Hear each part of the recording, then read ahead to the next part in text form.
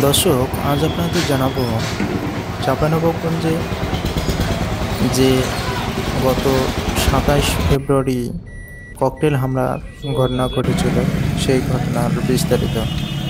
চাঁপাইনবাবগঞ্জের পূর্ব শত্রুতার জের ধরে সদর উপজেলার বারোঘরিয়ায় 7টি ককটেলের বিস্ফোরণের ঘটনা ঘটেছে। গণ অধিকার পরিষদের নেতার নেতৃত্বে একদল দুর্বৃত্ত, এতে ইউপি চেয়ারম্যান আওয়ামী লীগ নেতা হারুনুর রশিদ ও বাজার করতে আসা শারমিন নামে এক নারী সহ 6 জন আহত হয়েছে। ঘটনাটি ঘটেছে বৃহস্পতিবার রাত 8টার সময় সদর উপজেলা বারোঘরিয়া বাজারে। আহতরা হলো সদর উপজেলা বারোঘরিয়া ইউনিয়নের শারমিন, শিহাব, রহমত, নাজমুল, সাকিব ও হারুন চেয়ারম্যান। আহতদের মধ্যে আশঙ্কাজনক অবস্থায় ইউপি চেয়ারম্যানকে রাজশাহী মেডিকেল কলেজ হাসপাতালে স্থানান্তর করা হয়েছে এবং অন্যান্যদের সদর হাসপাতালে প্রাথমিক চিকিৎসা দিয়েছে। আহতদের মধ্যে হারুন চেয়ারম্যান ছাড়া সকলেই বাজার করতে এসেছিল। পুলিশ বিষয় হচ্ছে যে আসলে বারোঘরিয়া বাজারে ঘটে যাওয়া বিষয়টি অনেক দুঃখজনক বিষয়, যে আমাদের বারোঘরিয়া বাজারে কখনোই কোনোদিন এসব ঘটনা ঘটেনি কিংবা আমরা ঘটতে কখনোই দিইনি। তো আমার কারণে এই ঘটনাটি ঘটে গেছে, এই জন্য আমি আপনাদের কাছে প্রথমেই লজ্জিত এবং দুঃখিত এবং ক্ষমাপ্রার্থী। আপনারা সকলে আমাকে ক্ষমা করে দিবেন যে আমার কারণে এই ঘটনাটি ঘটেছে। কিন্তু আসলে আমার মূল উদ্দেশ্য বারোঘরিয়া বাজারকে উদ্দেশ্য করে নয়, আমার জনগণকে উদ্দেশ্য করে নয়, কিংবা আমার কোনো ব্যবসায়ী ভাইদেরকে নিয়ে কোনো উদ্দেশ্য নয়। আমার এই ঝামেলাটির উদ্দেশ্য মূলত ছিল বারোঘরিয়া আওয়ামী লীগের সভাপতি এবং বর্তমান আওয়ামী লীগের চেয়ারম্যান হারুনুর রশিদ হারুন।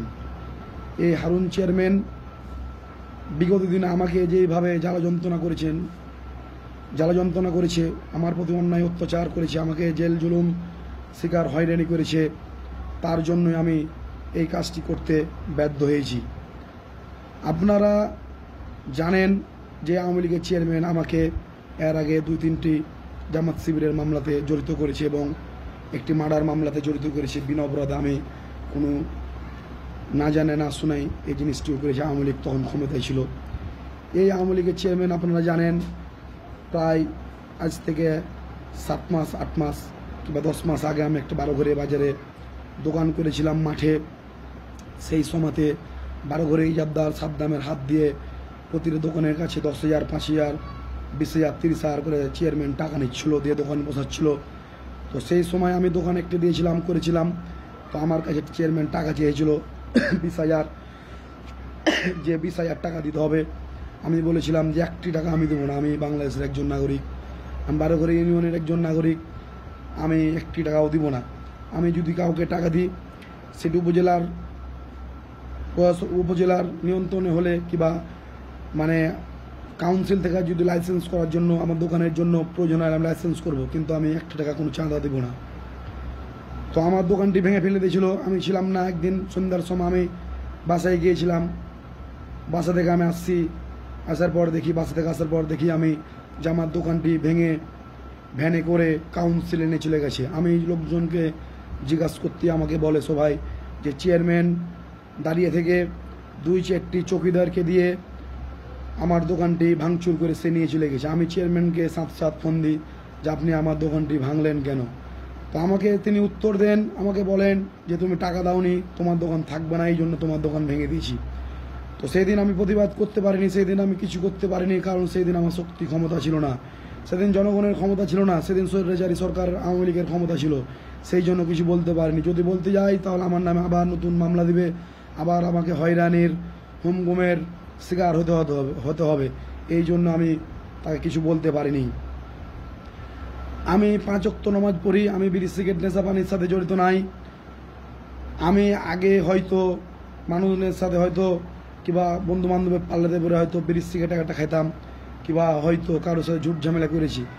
আমি প্রায় 10 বছর 11 বছর থেকে আমি তোবা করেছি যে কখনো কোনোদিন কোনো মানুষের সাথে অন্যায়ভাবে আমি সত্য কথা বলছি, আমি রোজা অবস্থায় বলছি, আমি আল্লাহর কাছে প্রতিজ্ঞা করেছি কখনোই কোনোদিন আমি কোনো মানুষের সাথে বেন্যায় কিংবা ইচ্ছেকৃতভাবে কারোর সাথে কোনোদিন ঝামেলা করবো না, খারাপ পথে থাকবো না, খারাপ পথে চলবো না।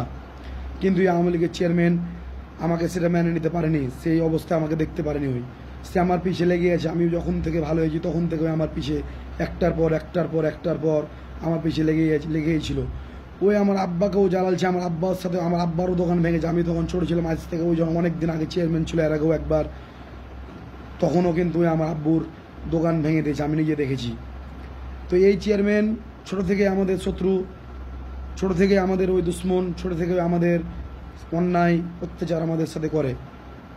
তো আমি সেদিন এই ঘটনাটা ঘটালছি, আমি দুঃখিত যাদের হয়তো ক্ষয়ক্ষতি হয়েছে তাদের কাছে আমি ক্ষমা প্রার্থী, যে আমি আসলে তো আপনাদের ক্ষমা পাওয়ার যোগ্য না, তারপর আপনাদের কাছে আমি ক্ষমা চাচ্ছি। আসলে কিন্তু আমি আপনাদের ক্ষতি করার চেষ্টা করিনি, কিংবা আপনাদের ক্ষতি হোক এটা আমি চাইনি, আসলেই বা হয়তো বা হয়ে গেছে, এই জন্য আমি আপনাদের কাছে দুঃখিত। আমাকে আপনারা অবশ্যই ক্ষমা করে দেবেন, ছোট বড় সকলেই আপনাদের কাছে আমি ক্ষমা প্রার্থী। তো যাদের ক্ষতি হয়েছে আমি ইনশাল্লাহ আপনাকে কথা দিচ্ছি, আমি মুসলমানের বাচ্চা, আমি আব্দুর রাকিব, আমি আপনাদের ক্ষয়ক্ষতি পূরণ করে দেবো। এবং কেউ যদি আমার বিষয়টা নিয়ে আর্থিকভাবে কিংবা কোনোভাবে ক্ষতি হয়ে থাকেন, আমি তাদের অবশ্যই ক্ষতিপূরণ করে দেবো ইনশাল্লাহ, আল্লাহ যদি আমাকে হাতে মাছি রাখে। আর বিষয় হচ্ছে এই যে এই আওয়ামী লীগের চেয়ারম্যান আমাকে একাই তা না, অনেকজনকেই জামাত শিবিরের মামলা দিয়েছে, 12 ঘড়িতে অনেকজনকেই ধরালছে, অনেকজনের সাথে অনেক কিছুই করেছে। ওর সাথে একজন থাকে মহারাজপুরের সেলিম বলে নাম, সেলিম দালাল, যার নামই হচ্ছে সেলিম দালাল, আওয়ামী লীগের একজন বিশাল বিখ্যাত থানার এজেন্ট, ওই সমস্ত জামাত শিবিরের লোকজনকে ধরিয়ে দেয় এই সেলিম। সেদিন ওই সেলিমে ছিল, সেলিমকেও ধরতে গেছিলাম কিন্তু সেলিমকে ধরতে পারেনি, সেলিম পালিয়ে গেছে। তো সারা বাংলাদেশের সমস্ত জায়গায় আওয়ামী লীগের নেতাকর্মীরাকে ধরছে, কিন্তু অথচ আমি দুঃখের বিষয় যে আমার 12 ঘড়ি ইউনিয়নে চাঁপাইনবাবগঞ্জে আওয়ামী লীগের নেতাকর্মীরা এখনও বুক ফুলিয়ে ঘুরে বেড়াচ্ছে, বুক ফুলিয়ে সব কিছু করে বেড়াচ্ছে। তো আমি যে অন্যায় করেছি ক্ষমা পাওয়ার যোগ্য না, ঠিক আছে, কিন্তু ওনারা যে বিগত 16টি বছরে 17টি বছরে যত অন্যায় অত্যাচার করেছে সাধারণ জনগণের সাথে, গরিব দুঃখী মেহনত মানুষের সাথে, তাদের কি কোনো শাস্তি হবে না? তারা প্রকাশ্যে ঘুরে বেড়াচ্ছে। আমি যদি অন্যায় করে থাকি, আমি কথা দিচ্ছি আমি আত্মসমর্পণ করবো প্রশাসনের কাছে, আমি আত্মসমর্পণ করবো প্রশাসনের কাছে, আমি অবশ্যই আত্মসমর্পণ করবো জনগণের কাছে। কিন্তু যারা এই আওয়ামী লীগের চেয়ারম্যান মাঠের বিষয়টি নিয়ে তার নামে নিউজ হয়েছে, তিনি মাঠের প্রতিটা দোকানদার বলেছে যে হ্যাঁ আমার কাছ থেকে টাকা নিয়েছে, আমার কাছ থেকে টাকা নিয়েছে, আমার কাছ থেকে টাকা নিয়েছে। তো এত কিছু প্রমাণ থাকার পরও তার কিছু হচ্ছে না, আর আমি টাকা দিইনি এই জন্য আমার দোকান ভেঙেছে। হ্যাঁ, আরেকটি বিষয়, এটা 12ঘড়িয়া বণিক সমিতির সভাপতি শামসুল আলম হক সাহেব, একদিন উনি আর আমি 12ঘড়িয়া বাজার দৃষ্টিনন্দন পার্ক মাঠ থেকে হেঁটে নমাজ পড়তে যাচ্ছিলাম মাগরিবের সময়। সেদিন হাটের দিন, শনিবার অথবা মঙ্গলবার, কতখানি আমার মনে নাই। তো আমাদের হাটের এক কোনায় দেখা যাচ্ছে একটা কামার বসে, সুকুমার কামার। এই কামারের দোকানের এখানে হারুন চেয়ারম্যান দাঁড়িয়েছিলেন, আমি ওখান থেকে হেঁটে যাচ্ছিলাম। তো হারুন চেয়ারম্যান আমাকে বলছে খারাপ ভাষাতে যে তুই কি আমার বাল কামাতে পারবি? আমি টাকা নিয়েছি, আমি মাঠ থেকে যা ইচ্ছে তা করেছি, তুই সাংবাদিকদের ভিডিও করালছিস, তুই সাংবাদিককে ডেকেলছিস, তুই ভিডিও করেছিস, তুই আমার কি বাল কামাবে? তো আমি ওখানে ওকে কিছু বলবো, এই মুহূর্তে শামসুল আলম আমাকে বললো উনি চেয়ারম্যান, ওর ক্ষমতা আছে, উনি খারাপ লোক, ওকে তুমি কিছু বলিও না, বললে তোমার ক্ষতি হয়ে যাবে। তিনি সেদিন শামসুল আলম আমাকে বুঝ দিয়ে আমাকে নিয়ে চলে গেল মসজিদে। শামসুল আলম আর আমি নামাজ পড়তে যাচ্ছিলাম, শামসুল আলম চাচা আমাকে সান্ত্বনা দিল এবং বলল আর দেখবা কোনো একদিন অস্তিত্ব থাকবে না এই 12ঘড়িয়া মাটিতে, এই যে মানুষকে জ্বালালছে, এই যে মানুষকে অন্যায় অত্যাচার করেছে। তো আমি চুপ করে থেকে গেছিলাম। আপনারা জানেন বিগত দিন আমি ভালো হওয়ার জন্য 12ঘড়িয়াতে একটি সবজির দোকান দিয়েছিলাম, সবজির দোকান। এই সবজির দোকান থেকে আমি 12ঘড়িয়া বাজার মসজিদে নমাজ পড়তে এসেছিলাম। আপনারা জানেন ওই মসজিদের মজ্জেম এখনও আছে।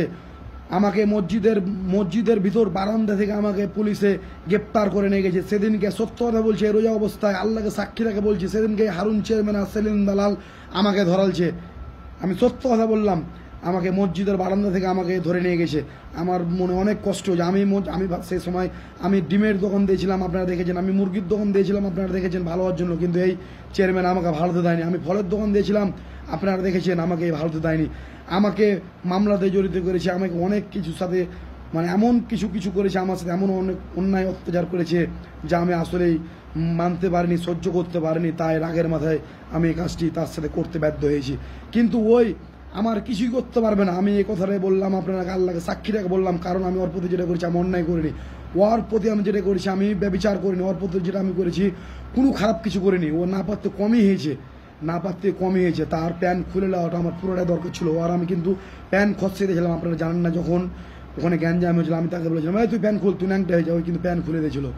তো পরে যখন ওকে বললাম যে বললাম যে যা পালা, তখন মনে করেন যে ওই আবার দৌড়তে দৌড়তে প্যান্ট পিনে লাই। তো ওই যে অন্যায় অত্যাচার করেছে আমার সাথে, যে বেয়াদবি করেছে, তার সাথে আমি এটা করেছি।